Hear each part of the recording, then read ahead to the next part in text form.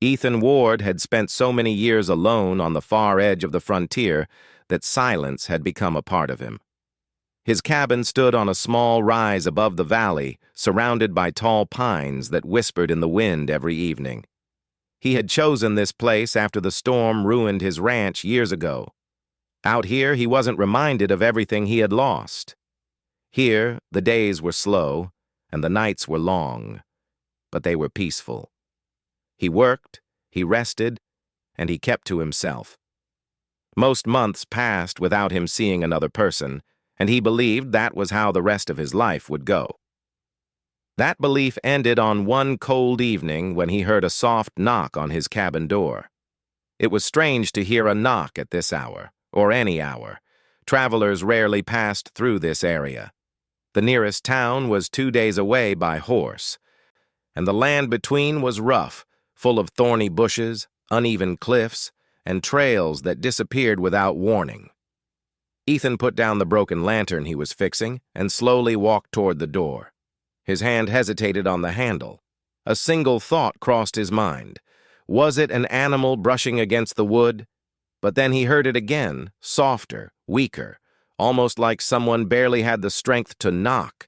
He opened the door carefully, not knowing what to expect. The lantern beside him burned low, casting only a dim glow, but it was enough to see the figure standing outside. It was a young native woman, breathing hard as if she had been walking for hours. Her long, dark hair was tangled. Her clothes were dusty, and her left arm was wrapped with a strip of torn cloth that was already soaked with blood. She swayed slightly, trying to stay upright. Her eyes lifted to his, full of exhaustion yet still holding a quiet strength. "I'm wounded and exhausted. May I rest in your cabin tonight?" she asked, her voice barely audible.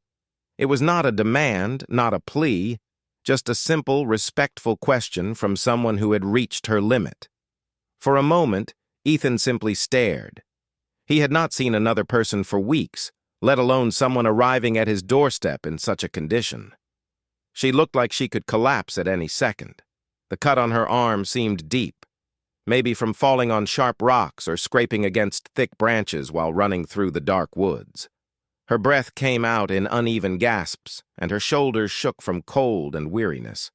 Ethan stepped aside immediately and motioned her in. He did not question who she was or why she was there. He could see the pain in her eyes, and that was enough. When she crossed the threshold, her legs nearly gave out, and he quickly reached out to steady her. Her skin felt cold, like she had been out in the evening wind far too long. "Sit here," he said softly, guiding her to the wooden chair near the fire. He added logs to the flames, making the room warmer. She sat down, holding her injured arm close to her body. Ethan took a closer look at the cloth around the wound. It was tied tightly but not clean. She must have torn it from her clothing during the journey. Dirt had mixed with the blood, and the edges of the cloth were rough and uneven. "Let me help you," he said gently. She nodded, trusting him without hesitation. Ethan was careful as he unwrapped the cloth. She winced a little but made no sound. The cut was long and jagged, running down her forearm. It wasn't fresh. She might have injured herself hours ago and kept walking despite the pain. He cleaned it with warm water and a cloth, using soft, slow movements so he wouldn't cause more discomfort. She watched him silently, her eyes reflecting the firelight. "My name is Tala," she said quietly while he worked. "I didn't mean to trouble you. I had nowhere else to go." "You're not troubling me," Ethan replied. His voice was steady, almost gentle. He didn't smile, but there was kindness in the way he spoke. "You're hurt. Anyone would have helped." But Tala shook her head faintly. "Not everyone would," she said. "People fear what they don't know." Ethan didn't respond to that. He simply focused on bandaging her arm with clean cloth from his cabinet. When he finished, Tala let out a long breath, as if the pain had finally eased a little. He poured her a cup of water and handed it to her. She drank slowly, as though even lifting the cup required effort. Ethan watched her for a moment, thinking about how far she must have walked. Her boots were dusty, almost torn. Her clothes were worn from travel. Her face looked tired, but there was something brave in the way she held herself, even while injured and far from home. "How did you get hurt?" Ethan asked softly, not wanting to push too hard. Tala looked toward the door as though remembering the path she had taken. "I have been traveling for days. My younger brother is missing. He wandered off near the creek, and when he didn't return, I went out to look for him. I followed tracks into the hills, but my horse stumbled while I was crossing a rocky slope. I fell." Her voice lowered. "I couldn't stop. I kept walking. I thought I would find him by nightfall. And instead, you ended up here," Ethan said. "Yes," she whispered. "The lights from your cabin were the only thing I saw through the trees." Ethan felt something tighten in his chest. He knew what it was like to search for someone you cared about. He knew what it was like to lose something precious. The thought of her wandering alone, pushing through pain and fear just to find her brother, touched something deep inside him. "You can stay as long as you need," he said. "You shouldn't travel again tonight." Tala nodded slowly. "Thank you," she whispered, her voice warm with relief. Ethan prepared a small bed for her near the fireplace. He laid down a soft blanket and made sure she would be warm throughout the night. Tala watched him as he moved around the room. She didn't say much, but her eyes followed each quiet gesture he made, as if she was studying him, his calm nature, the way he handled everything with quiet care. When he handed her the blanket, she hesitated for a moment before taking it. "You live alone," she said gently. It was more of an observation than a question. "Yes," he replied, "for a long time now." Tala lowered her gaze. "It must be quiet here." "Most days are," Ethan said, "but I don't mind it." She lay down carefully, trying not to disturb her arm. The warmth of the fire reached her face, relaxing her stiff muscles. After a moment, she looked up at Ethan again. "You didn't ask me anything," she said, "not even where I came from or why I was traveling alone." "You'll tell me if you want to," he said simply. "Right now, you need to rest." Tala seemed surprised by his answer, as if she wasn't used to such understanding from strangers. She closed her eyes slowly, letting the heat soothe her tired body. Ethan watched her for a moment longer, just to make sure the pain wasn't too much for her. Then he stood up and stepped outside for a breath of cold air. The night was silent, except for the distant howl of coyotes. Ethan scanned the dark tree line, noticing shapes moving in the shadows. The wilderness was never fully asleep. He tightened the latch on the cabin door and circled around the cabin once, checking for any sign of danger. The ground showed tracks, small, light footprints from Tala earlier, and deeper prints from his boots. But he also saw fresh animal tracks nearby. He didn't want anything approaching while she slept. When he returned inside, Tala was already drifting off, her breathing soft and even. Ethan sat quietly at the table, watching the fire burn. He didn't know who she really was or what her journey would bring, but something in him felt different. This night had broken the long silence he had lived in. He felt responsible for her safety, maybe even connected to her in a way he couldn't explain. For the first time in many years, he was not alone. The fire kept a steady glow through the night, filling the cabin with a soft, orange light. Ethan sat on the wooden chair near the table, listening to the gentle crackle of burning logs. Tala lay near the fire on the small bed he had made for her, wrapped in the warm blanket. Her breathing was slow now, deeper and calmer than when she arrived. The pain and fear she had carried with her had loosened a little.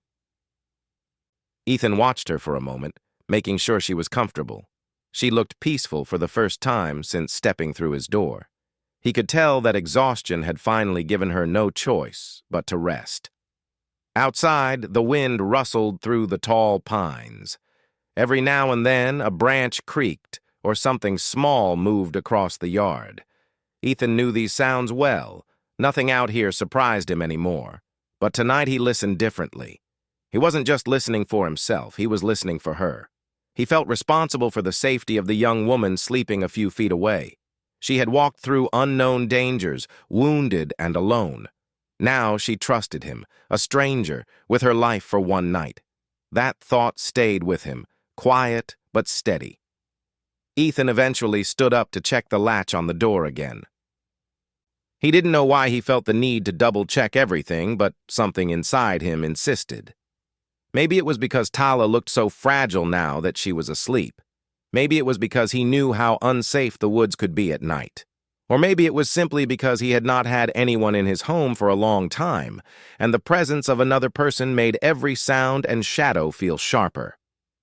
When he returned to his chair, Tala shifted slightly and opened her eyes for a brief moment. She didn't look confused or frightened. Instead, she looked reassured, as if waking up to see him still there gave her comfort. Her eyes closed again almost immediately, too tired to stay open. Ethan stayed quiet, not wanting to disturb her. Hours passed slowly. He added more wood to the fire whenever it burned low. He walked around the cabin with soft steps, making sure everything was as it should be. And he thought about Tala's story, a young woman traveling alone through dangerous terrain just to find her younger brother. That kind of courage was rare. That kind of love was something even rarer. He wondered where her brother might be at this very moment. Was he safe? Was he scared? Was he lost in the darkness of the hills? Ethan had been alone for so long that he had almost forgotten what it felt like to worry about another person. But Tala's story had stirred something in him. He felt restless, wishing there was some way he could help her. For now, though, the only thing he could do was make sure she rested well. Near midnight, Tala woke again.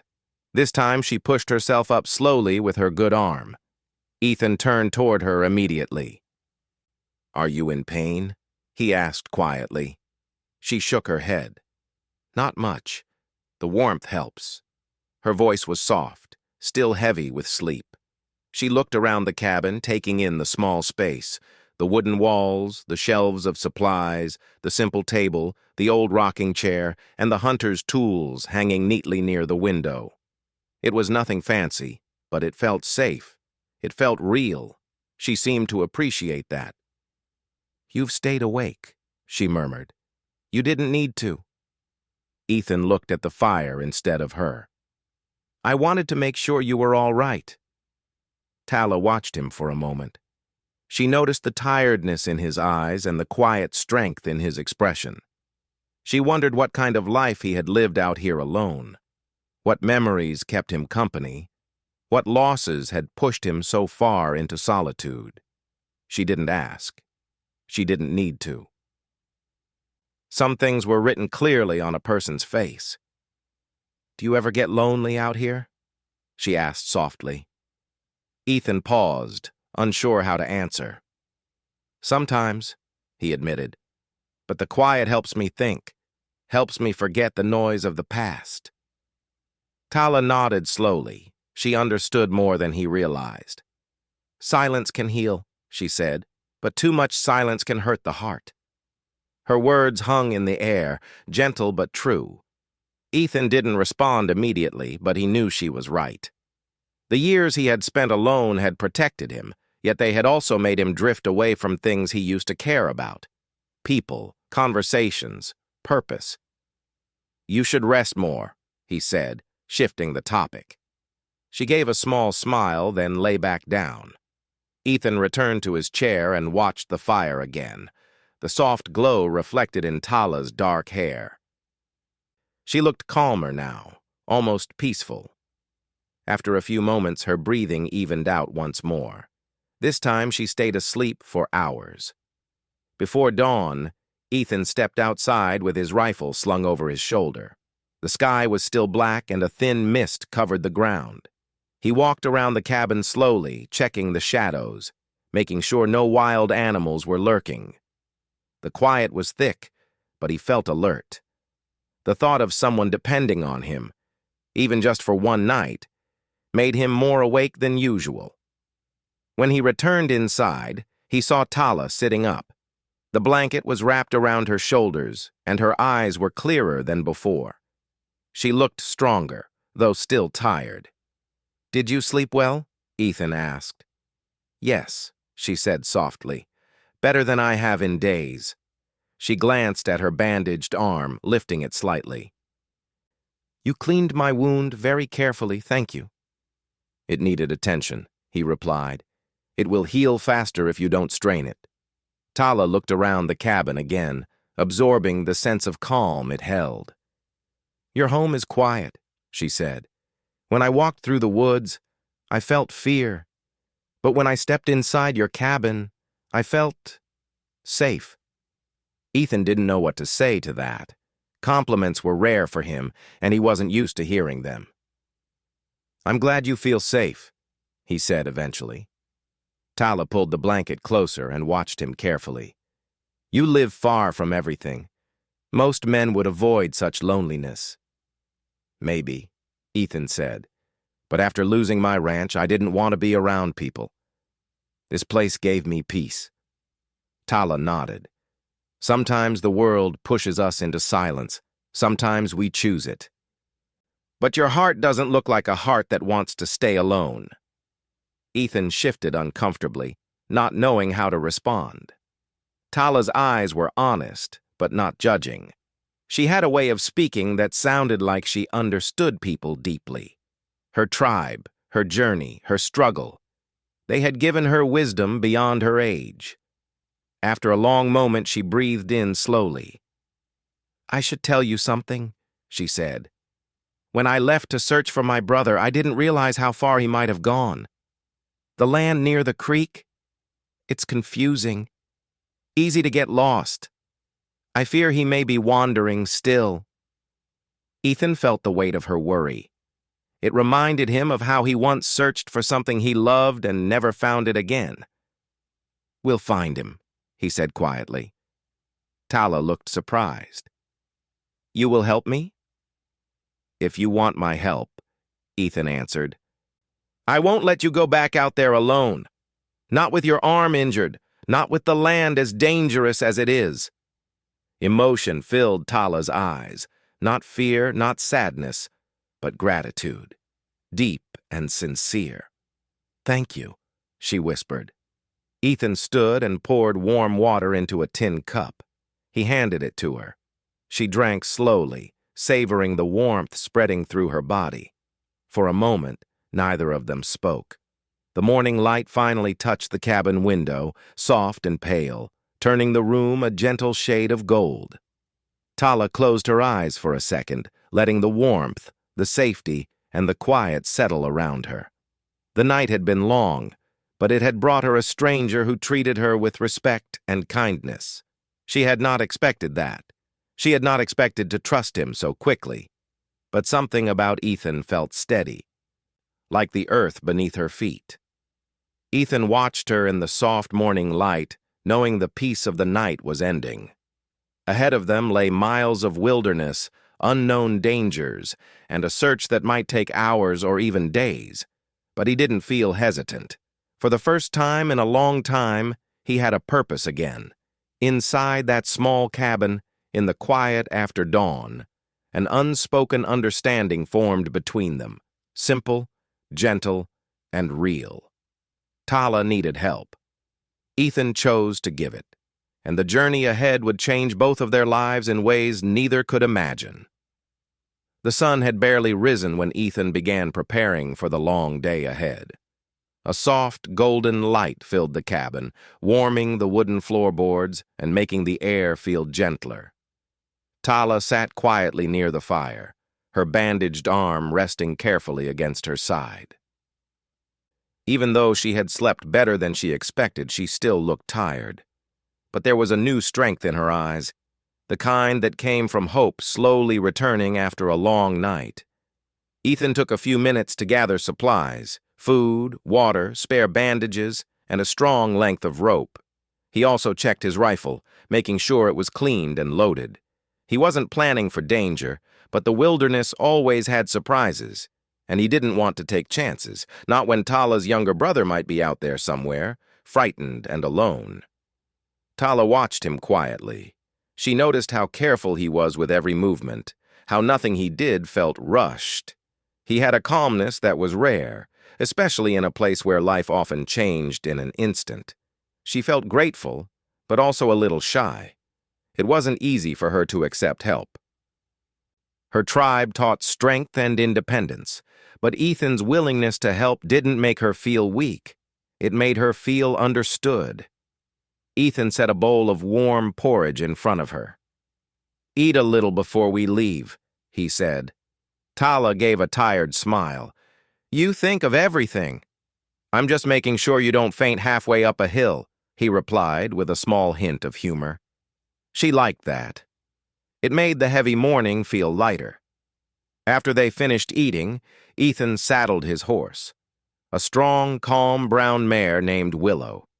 The animal snorted softly when Tala approached, but then pressed its nose gently to her good hand, as if sensing her worry. Tala stroked the horse's head, feeling comfort in the warmth of the animal's breath. "Willow trusts you," Ethan said quietly. "She has good instincts." "Animals feel the heart more than the eyes," Tala replied. "Maybe she knows we search for someone." Ethan helped her mount carefully, mindful of her injured arm. Then he climbed onto the horse behind her to guide the reins and steady her if she lost balance. Tala didn't protest. She knew the journey would be difficult with only one good arm. They started toward the hills, where Tala had last seen her brother's tracks. The morning air was crisp, carrying the scent of damp earth and pine needles. Birds called from the treetops, and the ground felt soft under Willow's hooves. Tala pointed out familiar markings in the landscape, broken branches, footprints, and the kinds of rocks her people used as markers when traveling. Ethan listened closely. He respected her knowledge of the land. After a mile, the terrain began to change. The hills rose higher, covered in rough bushes and narrow paths. Tala's face tightened with worry. "He was somewhere near the creek," she said, "but the path splits many times. He might have chosen the wrong one." Ethan guided the horse slowly, letting Tala scan the ground for signs. They stopped often.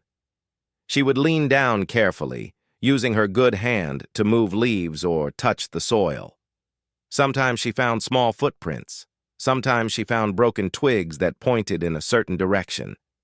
Every sign gave her a little more hope. "He is light-footed," she whispered at one point. "But these prints belong to him. I can feel it. He must have passed here yesterday." Ethan nodded. "Then we'll follow the trail." They continued deeper into the hills. The sun climbed higher, warming the stones and making their shadows shorter. Tala began to sweat, not from fear, but from effort. She held herself upright with difficulty. Her arm still hurt, but she endured it without complaint. Ethan noticed, though. He guided the horse gently, giving her moments to breathe whenever she needed them. "You're strong," he said quietly. "Most people couldn't keep going like this." Tala looked forward, not wanting him to see the emotion in her eyes. "When someone you love is lost, strength comes without asking," she replied. "I must find him. He is my only brother." Ethan understood. He had once felt something similar, though his own search long ago had ended differently. He didn't say anything about his past. This moment wasn't about his pain. It was about Tala's hope. As the day passed, the path grew steeper and more difficult. Rocks loosened under Willow's hooves, and dry leaves made the ground slippery. At one point, the horse stumbled slightly, and Ethan instinctively held Tala steady. She gasped softly, but didn't panic. Willow found her balance again. "I'm sorry," Tala whispered. "This land, it tests the feet and the heart." "That's why we'll go slowly," Ethan said. We're in no rush. But Tala shook her head. He has been alone too long. We must find him soon. Ethan had no argument for that. He clicked his tongue softly, urging Willow forward.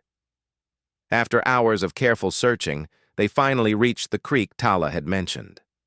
The water was shallow and clear, flowing over smooth stones. Tall trees cast shadows across the stream, making it harder to see signs on the ground.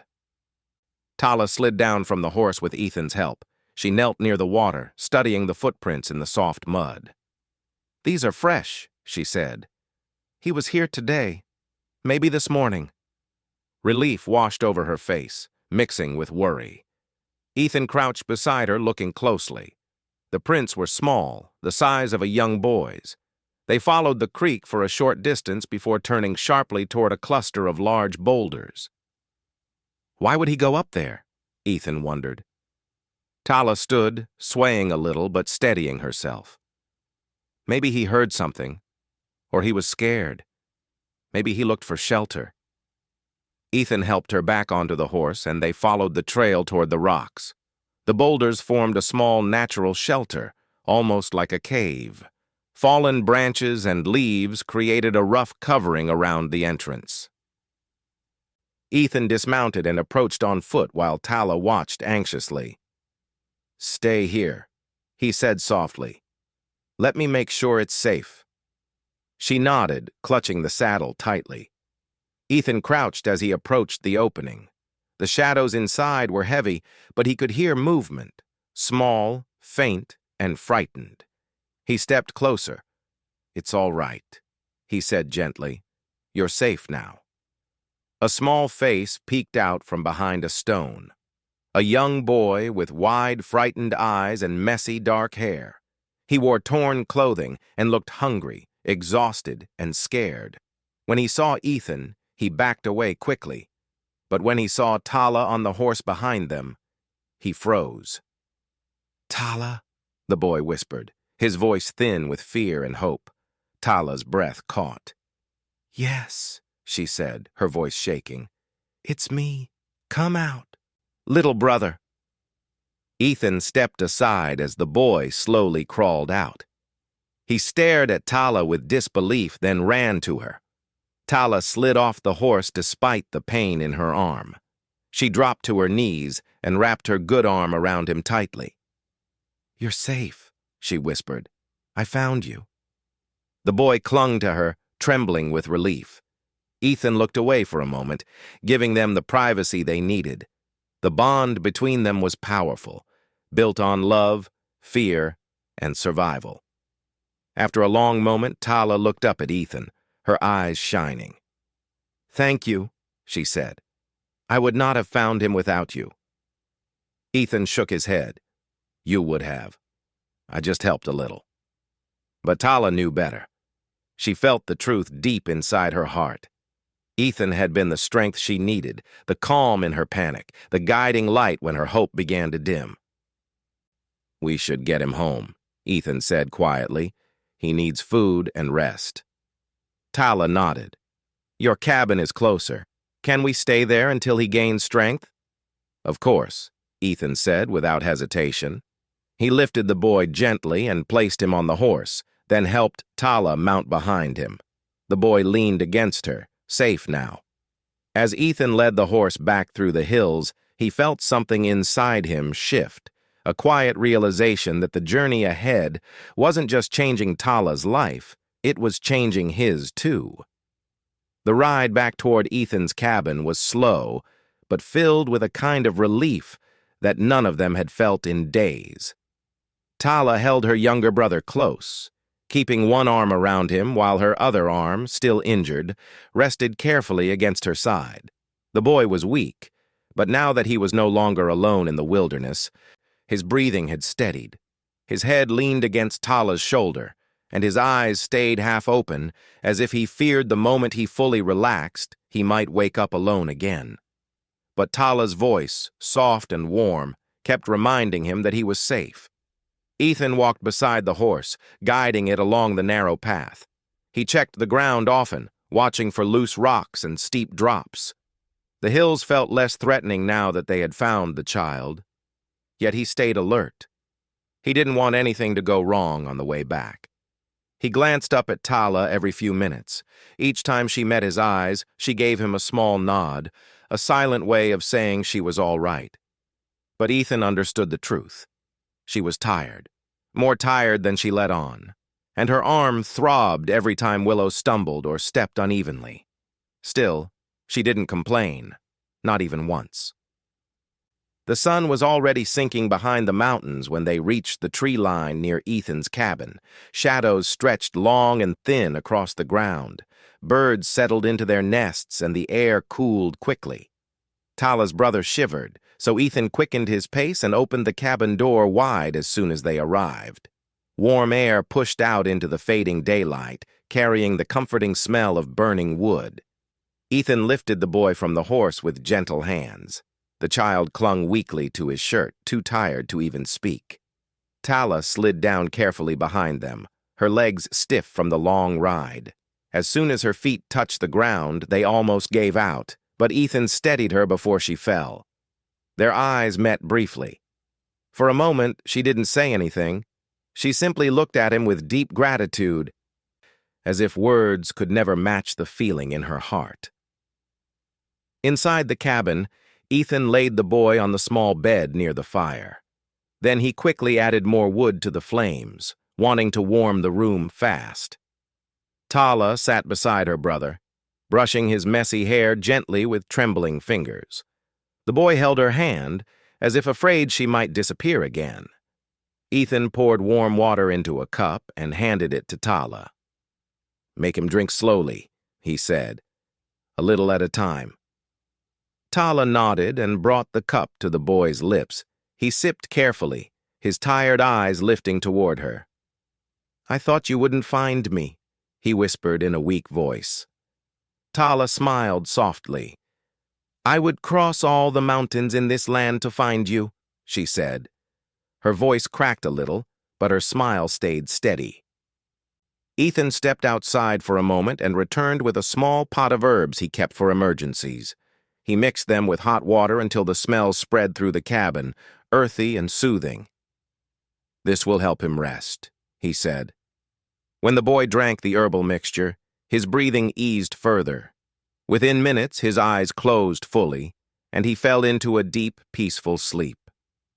Tala sat there watching him, her hand still resting lightly on his chest, as if assuring herself he was real, safe, and alive. Ethan moved quietly around the cabin, giving her space but staying close enough to help if she needed anything. After a while, Tala shifted from the floor and sat against the nearby wall. Her shoulders dropped, the exhaustion finally catching up with her. Ethan noticed immediately. "You should rest too," he said softly. "You've been through more than most people could handle." Tala shook her head gently. "Not yet. I want to be awake a little longer, just to make sure he doesn't wake up afraid." Ethan understood. He set a stool beside her so she could lean against something comfortable. Then he sat a few feet away, cleaning his hands and putting away supplies. The firelight flickered across the room, making the shadows dance on the walls. Outside, the night had fully settled, carrying the soft hum of wind and distant animal sounds. After a quiet moment, Tala lifted her eyes toward Ethan. "I did not think this morning that I would find him alive," she said. "I didn't think I would ever see his face again." She paused, emotion tightening her voice. "But you gave me hope. You walked with me through a place most people fear. You treated me with a kindness I haven't seen from strangers." Ethan looked down at his hands. "Anyone would have helped." "No," Tala said firmly. "Not anyone. Many would have turned me away. Some wouldn't have even opened their door. But you did. And you didn't stop at giving me shelter. You helped me search for him with your own time and strength. For that, I don't know how to thank you." Ethan met her gaze again. There was sincerity in her eyes, something deep and warm that reached him in a place he thought had gone numb long ago. "You don't owe me anything," he said quietly. "I'm glad I could help." Tala looked around the cabin again. She noticed the small touches of care Ethan had added over the years, the neatly arranged tools, the smooth wooden furniture he had carved himself, the dried herbs hanging by the window. She understood then how long he had lived with silence, and she understood something else. His heart was gentle, even if he didn't show it with many words. "You live with quiet," she said softly, "but you don't live with emptiness. There is kindness here." She placed her hand over her heart. "And strength." Ethan didn't reply, but something softened in his eyes. The hours passed gently. The fire warmed the cabin, casting a peaceful glow over Tala and her brother. Ethan moved quietly, preparing a simple meal. He set the bowls on the table, but Tala insisted he eat first. She was still too tired to eat much, and her heart was still too full of concern for her brother. Ethan understood and didn't argue. After eating, he returned to Tala's side with a thick blanket. "Put this around you," he said. "You're cold." She wrapped it around her shoulders and nodded gratefully. The warmth settled into her bones, relaxing her even more. Her eyes felt heavy, but she fought sleep as long as she could. "Your brother will be all right," Ethan said. His voice was calm and reassuring. "You should rest now. I'll keep the fire going. Nothing will happen to either of you." Tala looked at him one last time and finally allowed herself to lie down near her brother. Sleep claimed her quickly, pulling her into a peaceful, dreamless rest. Ethan stayed awake for hours, watching the fire, watching them, making sure the cabin stayed warm and the night stayed quiet. Something inside him felt different now. Warmer, lighter, more alive. For so long, he had lived without purpose. But today had reminded him what it meant to help someone, to protect someone, to feel connected to another human heart. Near dawn, Tala's brother stirred lightly. Ethan checked on him. The boy's fever had gone down and his breathing sounded steady. Ethan smiled, just a small, quiet smile, the kind he rarely gave. When Tala woke with the first morning light, the cabin felt different. Safe, warm, full of hope instead of fear. She looked at Ethan, who was still awake, sitting near the fire. "You did not sleep," she said softly. Ethan shrugged. "I'm used to long nights." Tala stood slowly, her arms still sore but her spirit stronger. She walked toward Ethan with a calm expression. "We will return to my people today," she said. "They must know we are safe." Ethan nodded. "I'll take you there." For a moment, neither of them moved.